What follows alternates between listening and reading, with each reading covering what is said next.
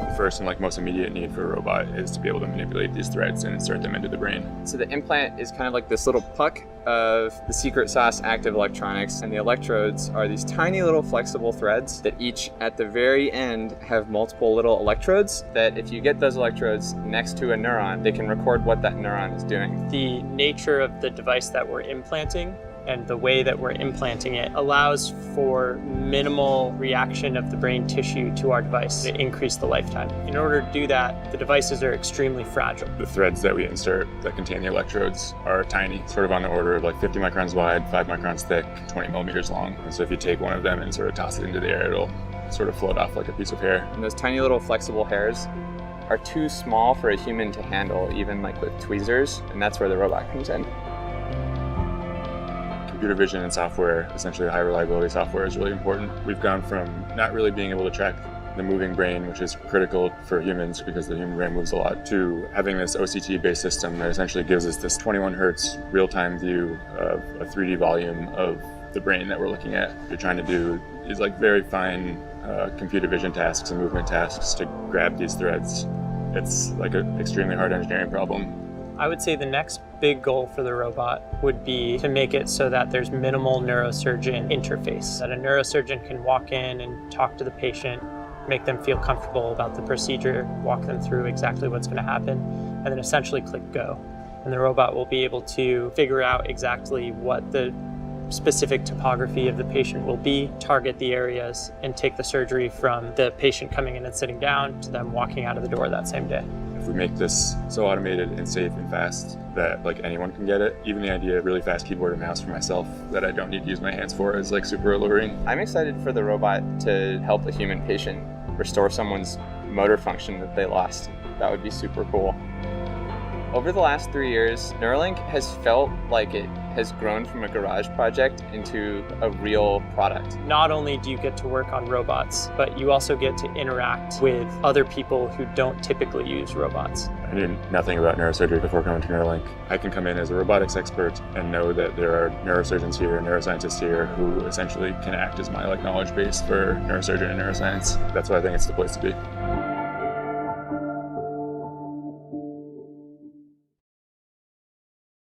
I have a proposition for the communists.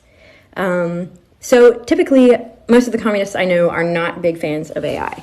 But if you think about it, AI is actually the fastest path to communism. So if implemented correctly, AI could actually theoretically solve for abundance.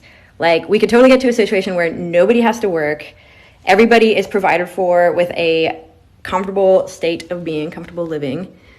AI could automate all the farming, weed out systematic corruption, thereby bringing us to as close as possible to genuine equality. So basically, everything that everybody loves about communism, but without the collective farm. Because let's be real, enforced farming is really not a vibe. It's just outside of human control. Now, the thing that's going to be tricky here is that it's going to be very tempting to use AI as a weapon. It's going to be very tempting. In fact, it will be used as a weapon.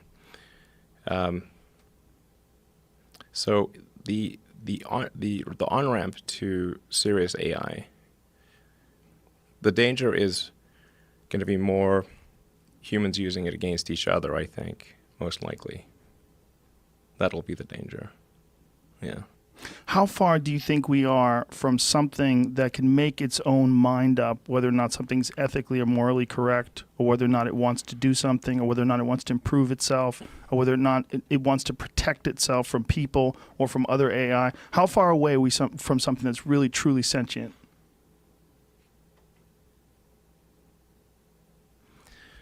Well, you could argue that any group of people, like a company is essentially a cybernetic collective of people and machines. That's what a company is. And then there's different levels of complexity in the way these companies are formed. And then there's this sort of a collective AI in the Google search, where we're all sort of plugged in as like nodes on the network. like leaves on a big tree. And we're all feeding this network without questions and answers. We're all collectively programming the AI, and and Google plus all the humans that connect to it are one giant cybernetic collective. This is also true of Facebook and Twitter and Instagram and all these social networks. They're giant cybernetic collectives. Humans and electronics all interfacing and constantly connected. Yes. Constantly.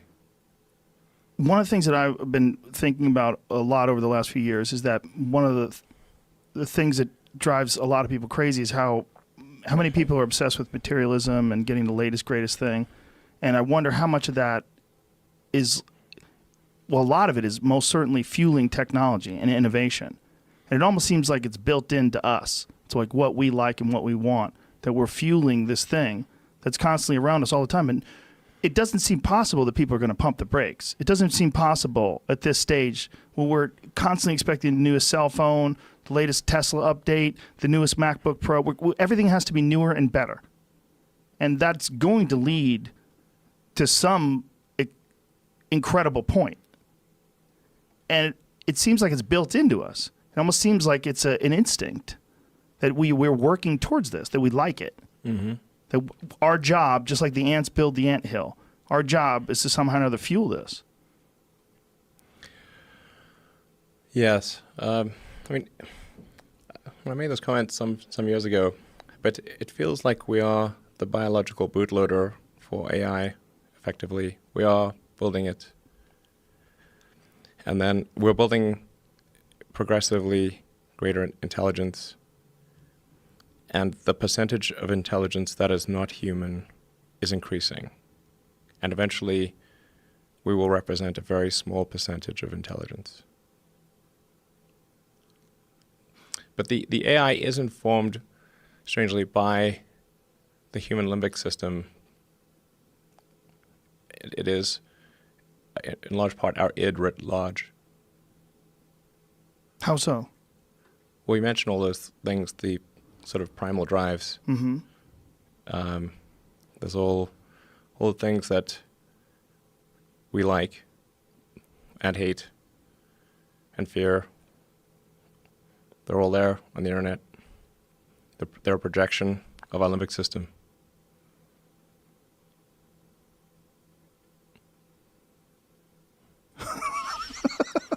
It's true. No, it makes sense. And the thinking of it as thinking of corporations and just thinking of just human beings communicating online through these social media networks as some sort of an organism it's a cyborg. It's a combination. It's a combination of electronics and biology. Yeah. Greetings, citizens of the world. This is a message from Anonymous, for Elon Musk. For the past several years you have enjoyed one of the most favorable reputations of anyone in the billionaire class, because you have tapped into the desire that many of us have to live in a world with electric cars and space exploration, but recently your carefully created public image is being exposed, and people are beginning to see you as nothing more than another narcissistic rich dude who is desperate for attention. It appears that your quest to save the world is more rooted in a superiority and savior complex than it is in actual concern for humanity.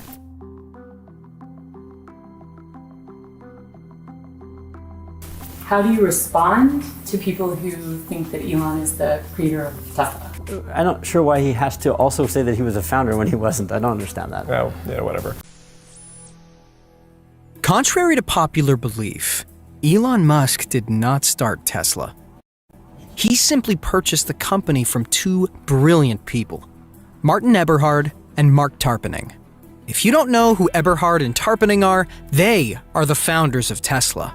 Their interview shows how much the company and its current cars owe to Eberhard's love for sports cars and the Rocket ebook, the first ebook reader he and Tarpenning created in 1998. Their experience with lithium-ion batteries with that ebook reader made Eberhard ask AC Propulsion to build him a car with lithium-ion cells, instead of ones with lead-acid batteries as the company used to produce. Recently divorced, Eberhard wanted to buy a new sports car, and he wanted an electric one. which was not for sale. That led them to create one, which now people call Tesla Roadster. It was also Eberhard's love for sports cars that probably led him to see that an electric car should be desirable for people, to stop seeing them as appliances. That stroke of genius is followed by Tesla to this day. It is also obvious to the young children working in your overseas lithium mines, which are destroying the local environment as well. You have been open about your willingness to stage coups in order to install dictators in places where your toxic products are being mined. Some people accuse Tesla and its CEO of being involved in a coup in Bolivia to secure their lithium in a crazy new conspiracy theory. Following disputed elections with many irregularities in Bolivia last year, President Evo Morales was forced to resign by several groups, including the police and military. However, some conspiracy theories have claimed that American influence was behind the change of power. There's even a theory that a German mining company, ACI Systems, was also involved in securing the country's lithium. The latter evolved into Elon Musk and Tesla being involved in the situation, described as a coup by the former president. It didn't help that Musk jokingly said they are going to coup whoever they want. And Morales tweeted that it's proof that Tesla and Musk were involved in securing lithium. While this may be a conspiracy theory, what you're about to hear next is definitely happening. Our children are dying like dogs. That is the sorrowful statement of one of the Congolese mothers whose son and cousin died while working the cobalt mines in the Democratic Republic of Congo.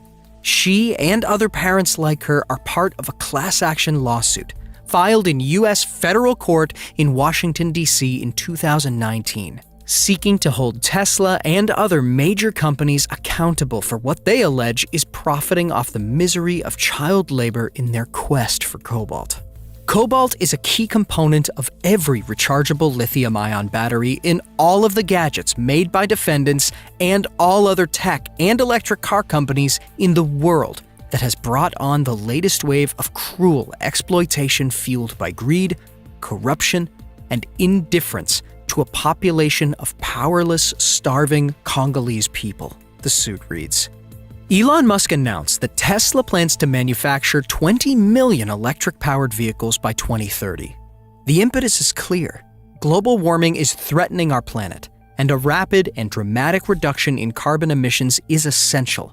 Battery-powered vehicles are the most promising alternative, but for the foreseeable future, they depend on cobalt, a mineral found primarily in the Democratic Republic of Congo, where child labor and unsafe mining conditions are common. It is estimated that 15 to 30% of cobalt from the DRC comes from ASM sites. These miners routinely bring their children to the sites, partly because they have no childcare. Local schools are either inaccessible or woefully overcrowded, or they desperately need additional family income. At the mines, each child is given a burlap bag and instructed to gather small pieces of cobalt by hand. Though the estimates of children working in these mines vary widely, the DOL report cites one estimate that as many as 35,000 of the DRC's 255,000 artisanal cobalt miners are children. It concludes that these informal or illegal ASM operations are leaving children uniquely exposed to hazardous working conditions and, in some instances, forced labor. Many people are now learning that the vast majority of Tesla's income doesn't actually come from selling cars. It comes from government subsidies, selling carbon tax credits for your innovation with clean energy. Tesla Motors Inc., Solar City Corp., and Space Exploration Technologies Corp., known as SpaceX, together have benefited from an estimated $4.9 billion in government support, according to data compiled by The Times. The figure underscores a common theme running through his emerging empire, a public-private financing model underpinning long-shot startups. He definitely goes where there is government money, said Dan Dolev, an analyst at Jefferies Equity Research. That's a great strategy, but the government will cut you off one day. Musk and his company's investors enjoy most of the financial upside of the government support, while taxpayers shoulder the cost. The payoff for the public would come in the form of major pollution reductions, but only if solar panels and electric cars break through as viable mass-market products. For now, both remain niche products for mostly well-heeled customers. Musk declined repeated requests for an interview through Tesla spokespeople, and officials at all three companies declined to comment. Tesla has also made more money holding Bitcoin for a few months than they did in years of selling cars. It is also more than likely that this Bitcoin was purchased with money from these government subsidies. It is now widely believed that Musk has been forced to denounce his company's involvement with Bitcoin to keep that green government money flowing into Tesla's coffers. The energy use argument about proof-of-work mining is a very nuanced conversation that requires a reasonably complex understanding of how power grids work and how excess energy is wasted by power companies and sought out by crypto miners. He explained in a YouTube live stream, "I don't want to gender them in case that's not how they feel in their life." Considering that Elon and Grimes' kid has Elon Musk and Grimes for parents, no one should be shocked that they're utilizing such forward-thinking parenting techniques. Grimes has always been a night person, telling Rolling Stone she, quote, has trouble getting anything done before dinner time and would prefer to go to sleep as late as 9 a.m. and wake up at 5 p.m. The star realizes that her nocturnal leanings are neither typical nor necessarily healthy, which is likely why she says that she tried to keep regular hours when she became pregnant, though she didn't like how it made her feel. Interestingly enough, she also told Rolling Stone in March 2020, while pregnant with her first child, "I think my kid will be nocturnal. Currently it is. It doesn't move during the day, only at night." When contemplating that her child may force her to swap her nighttime loving schedule for the kind of daytime living that she apparently finds stifling to her creative output, she seemed uncharacteristically resigned, saying, "We'll see. I might be about to ruin my life and career." Many people begin to pursue one path before realizing that they're meant to do something else, which is something that can be said of Grimes. When the star went to Montreal's McGill University in 2006, she thought she was going to be an astrophysicist. She ended up double majoring in philosophy and psychology, with minors in Russian language and a field called electroacoustics. She told the Fader, "We did like psychophysics and I never took calculus, and you were supposed to take calculus to get in, so I constantly had to be teaching myself calculus behind the class. I mostly just tried to prove that I could." She ended up ditching school after the summer of her junior year, following what she describes as a breakdown and lots of drug taking. However, we see a lot of echoes of her scientific interests in the themes and aesthetics of her musical output, so maybe her brief post-secondary experience wasn't a complete waste of time after all. When university didn't work out for Grimes, it would have been understandable if she had attempted to pursue a path that involved a career that was somewhat simple and stable. I usually just eat one of those and then go back to sleep, and then slowly the caffeine enters my system and then I wake up. She also enjoys butter toast, explaining, "I melt like a stick of butter on a plate and then I put toast in it, completely saturated in butter. Then I put a little bit of jam on it and eat that. It's actually incredible." A final dietary staple is sludge. Yes, sludge. This delicacy is made of a blend of a large amount of vegan A's and sriracha hot sauce combined with chopped veggies and couscous. A sludgy mixture Grimes describes as surprisingly tasty, but also kinda gross. Grimes has an interesting relationship with gender, saying to the Fader, "I was raised in a house with 4 brothers. I wasn't raised as a boy, but I was not just raised as a girl. I don't want to say I don't identify as a girl, but I don't give a shit about gender. The thing that I hate about the music industry is all of a sudden it's like Grimes is a female musician and Grimes has a girly voice. It's like, yeah, I'm a producer and I spend all day looking at graphs and EQs and doing really technical work." This attitude is perhaps why Grimes intends to embrace gender-neutral parenting when it comes to raising her baby. She explained in a YouTube live stream, "I don't want to gender them in case that's not how they feel in their life." Considering that Elon and Grimes' kid has Elon Musk and Grimes for parents, no one should be shocked that they're utilizing such forward-thinking parenting techniques.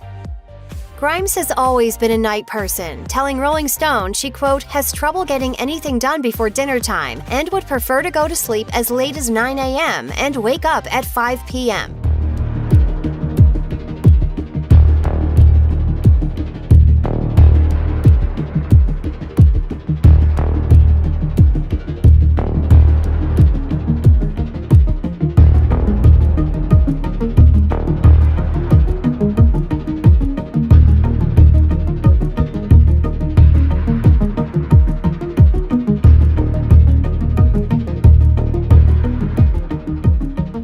I have a proposition for the communists. So typically, most of the communists I know are not big fans of AI.